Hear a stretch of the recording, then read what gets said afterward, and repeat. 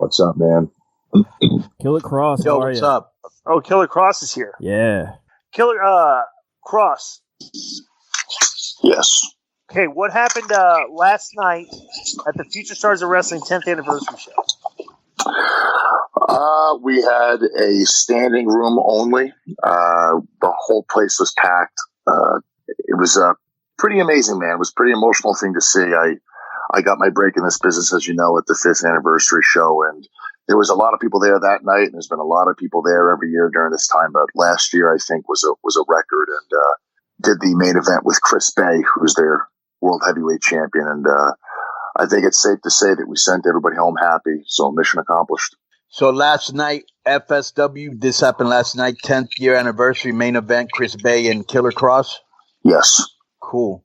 Was Disco there? Disco was not there. No, first of all, let's discuss this. The night before, I was elected into the Future Stars of Wrestling Hall of Fame, okay? Oh, wow. Which is basically the Las Vegas Wrestling Hall of Fame. And I think it's a preamble to what we'll see probably eventually in the future where I do get elected into the WWE Hall of Fame someday when they realize me and appreciate my talents. Would you think that's a possibility, Konnan? 1,000% not. No chance whatsoever? No chance whatsoever. Well, there is a popular argument that Disco was the best 205 cruiserweight champion of all time. I mean, there is an argument out there. He was a cruiserweight Neither champion. Popular nor an argument. It's a fact that he wasn't. Let me ask you a question. Do you guys watch 205 live? No. Do you watch it, Kevin?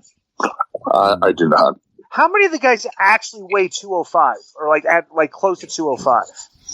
Are any of them remotely close to 205? They all look like they're 170 pounds. Well, I think you'd probably be at the top of the bracket if you did decide to make a return, and hopefully for their sake you don't. I would feel very bad for them if that happened. Right. Jeez. Now, let me ask you guys, just I don't want to get too much into detail, but how did your training go with Kane? It went very, very well. I haven't said a word to anybody about it, obviously, for obvious reasons. He's picking it up very quickly. I mean, he's legit. He's 100% legit. His entire life, he's been an amateur wrestler, from my understanding. His footwork is there. His ring awareness is there. Everything is there. His footwork is there. Striking, all of his transitions, ground mobility. If he gets into a pro wrestling ring, he 100% will be a draw, and I think his in-ring ability is going to be able to carry the hype. What did you think, Di?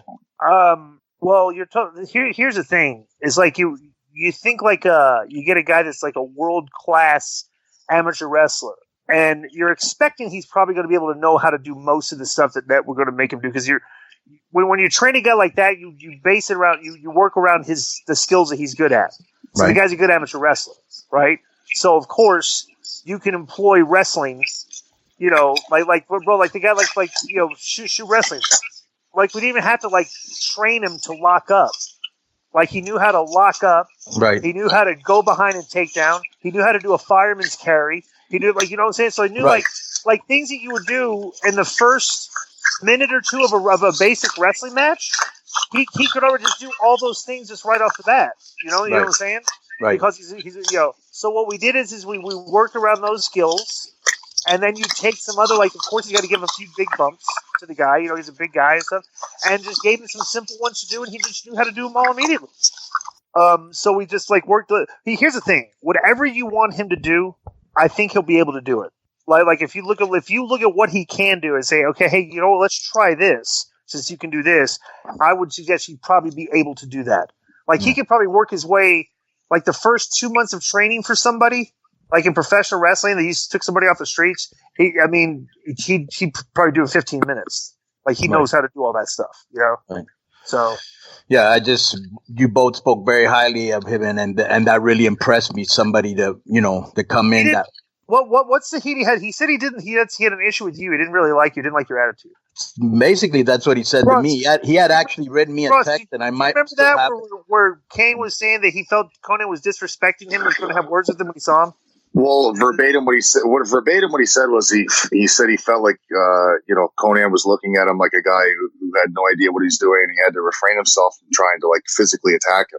Right. I mean, I thought that was a little. I mean, I don't know. I didn't. It didn't strike me like he had anger management issues. I thought he was kind of overreacting, but I don't know Konnan, what happened?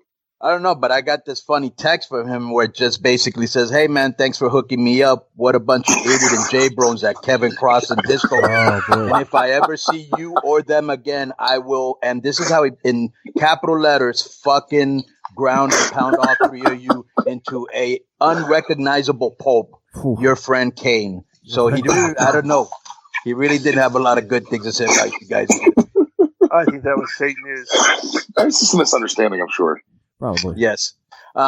So what are you doing right now besides Impact and AAA, or is that the only thing you're doing, or is it Impact, AAA, FSW, assorted indies? What do you do? Well, basically, I was going to put this on the tail end as well. Last night, Austin Aries made his return back to the pro wrestling scene here in the United States. He's been on a short hiatus. He's been working on different things, and I do know he's scheduled for a return with MLW. But he came out last night and got a really good ovation. There was a payoff that a lot of people did not get between Austin and I with Impact, and I think Austin and I are going to plan to pay that off independently. So we launched that last night, and Austin actually brought Frank Mir, who was a former UFC World Heavyweight Champion, into the ring. So we're going to be building towards me and Frank Mir independently in the immediate future. So that's going to be going down. A gentleman by the name of Joe DeFalco, who's a promoter here in Las Vegas, him and I have come together to create a UWFI Japan / blood sport type event where it's pro wrestling, pancrase, and mixed martial arts. It's called Natural Born Killers. Is there any truth to the rumor that you will be the head trainer at Vampiro's dojo? That is not true. Okay, I got a great story too for you, by the way. I got a great story for that. Did you hear the story, Cross? What happened? That Vamp came to Vegas and had told them that told those guys at at the schools, told Joe and them that he's got all these money backers, like these guys from AAA that want to come in here and take it over, but Joe had to fire all his trainers. Vamp's in charge. Oh my God! About that, you didn't hear that? No, I didn't. Oh, that's great. So he told Joe to fire everyone at the school? Yeah, that he would take it over. Holy shit! How great is that, right? Oh wow. Well, yeah, that's insane. Bloodsport July 5th here in Las Vegas, and then I'm working with a company called Maverick Pro out of Los Angeles, and just taking various indie bookings all over the United States. I'm in the process of possibly going overseas by the end of the year for a variety of different things. So I'm staying busy, very, very busy. Also, too, you promote your YouTube channel because, there's a handful of wrestlers today that are very good at producing their own content, producing their own videos and everything. When did you get when did you get interested in that? Like when you first started, producing your own videos with music and stuff, editing them. How long have you been doing that? Well, I've been doing it since the beginning, and I'll tell you why. So I'm I'm from an archaic age where technology is not a natural thing that comes to me. I hate it. I absolutely hate that it takes me 10 times as long to understand how things work than other people. And basically, when I got involved, I was I had no idea the structure of what was supposed to happen in order to get to WWE. So in the very beginning, I was I knew about the independents, then I knew about Japan and WWE. That's kind of really all I knew about. So I thought maybe you just go to a school, you learn what to do, and you go to a tryout and you get hired. I had no comprehension whatsoever of any of this. So when I got to the school and I saw I was just working in a little warehouse of 80 people in attendance, I was no wonder a lot of people, no wonder the mainstream audience doesn't watch independent wrestling and they think so poorly of it because of the production value. You look at commercialized wrestling and then you look at independent wrestling. What's the biggest noticeable difference from a casual viewer? It's the production value. So I thought to myself, I'm not going to wait for these companies and all these people to push me. I'm going to push myself. Why am I waiting for that? If I believe in the quality and the value of my character presentation work, I'm just going to learn how to do this myself. Fuck it, I'll create my own channel. So I basically just try to take elements of things that I felt like I could pull off sincerely, and I created this channel. I taught myself how to use everything. So I think it was 3 to 6 months into my training, I was I need to do something, and I need to create a separate platform that will plug other people into everything I'm doing. So I've literally tried to chronologically track everything I've done since day one for the last 5 years, and I put it on that YouTube channel, which is completely free. It's literally the Killer Cross channel on YouTube. Let me ask you a question. If you've never seen the Killer Cross channel, Okay, and somebody's going to check it out for the first time. Give me 3 of your favorite videos they should check out. I think definitely the John Moxley video would be number 1. It's called Time Killer. The second one would be Thailand, which was sort of a different direction, a different take I was going in with stoicism and nihilism. I was trying to combine 2 different types of philosophies and tell a short story. How much time did you spend there when you went there recently? I went backpacking to Thailand for, I believe, 10 days. Wow. And it was the best experience of my life. Like, a lot of people don't understand the difference between vacations and backpacking. Like, I literally took one bag and went with Scarlett, and we just went there, and we did the entire trip for maybe less than $1,000 because of the dollar conversion. Like, the American dollars were so cheap. Like, give me an example. Like a lunch, like a decent sized lunch. How much it costs over there? $2. Yeah, it's crazy, right? Yeah, it's just $2. That's it. Yeah. I spent time in the temples there. That was beautiful, bro. Because I saw that Thailand one, and that was fucking beautiful. Yeah, it was really, really, really healthy, man. Spiritually, like, it was very, very good for me. And you realize how much of a minimalist the actual person is, like how very little you need to be happy, and you remove all the social bullshit and the concrete jungle and everything. You really get in touch with yourself. That's basically what nihilism is. But what is the first one you said? Stoicism or what? Stoicism, which is basically just sort of a general acceptance of how things are and just being honest and coming to grips with that. Essentially, it's a middle ground. It's like a Zen, to not be emotionally imbalanced, to be in total balance and just accept everything as it is. Essentially, which must be very hard when most of the world and the majority of our industry is everything but that. Yeah, it's major highs and downs, ups and downs. It's just absolutely nothing but that. No. Plus, what Kevin is very good at too and his character portrays his character trait, is that he's very good at deflecting the basic media narratives that people are fed every day, and finding alternative media to try to find your own truth in things. I don't know if you follow Kevin on Instagram, but he'll send you stuff like some real outside the box videos, like for Instagram. No, but we talk about it. We talk about it.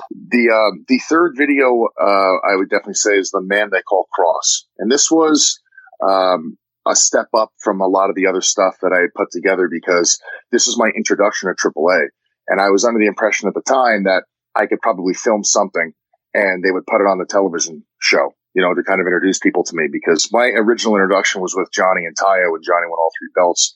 I had screwed over Phantasma and Tejano. So I thought an appropriate introduction would be necessary.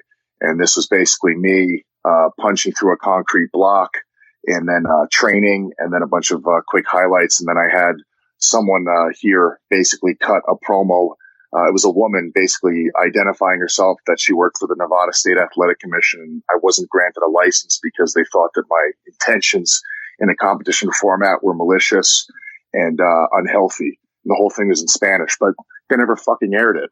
So it's out there, but you can watch what I thought. I think when I first came in, I think I used some of those clips. Remember?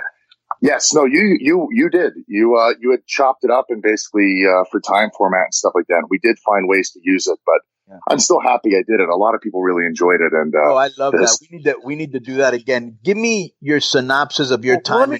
Before I want to ask you, I want to give somebody, since we're talking about the videos, I would suggest to anybody the video where you cut the video on what's his name?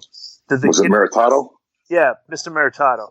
That video for the House of Hardcore, I'll tell you this, that was a video that got you noticed by people that run companies.